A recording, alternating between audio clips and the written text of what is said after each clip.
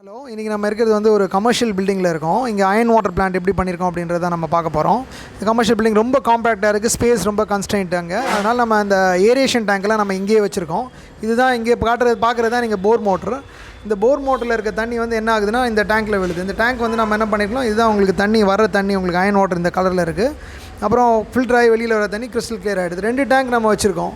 ஒன்று வந்து 500 litre tank, 2 tank வச்சுருக்கோம். ஸோ இந்த 2 டேங்க்கையும் இன்டர்கனெக்ட் பண்ணியிருக்கோம். இன்டர்கனெக்ட் பண்ணி நம்ம ஒரே டேங்காக ஆக்கிற மாதிரி பண்ணியிருக்கோம். ஸோ தட் இந்த ரெண்டுமே ஏரியேஷன் ஆக்கிட்டோம் ஓப்பனாக வச்சுட்டு. அதனால தான் மேலே மெஷ் போட்டிருக்கோம். ஸோ இந்த ஏரியேஷன் ஆன பிறகு தண்ணி என்ன ஆகுது அப்படின்னா இங்கே நேராக இங்கே இருக்க 1/2 HP மோட்டருக்கு போகுது.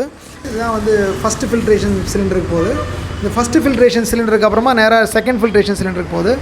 அதுலேருந்து அவுட் ஆகிற தண்ணி பார்த்திங்கன்னா நான் உங்களுக்கு அங்கே டேரெக்டாக அவங்களோட பைப் லைன்லேயே கனெக்ட் பண்ணி மொட்டை மாடியோட டேங்க்கில் போய் உங்களுக்கு விழுந்துருது.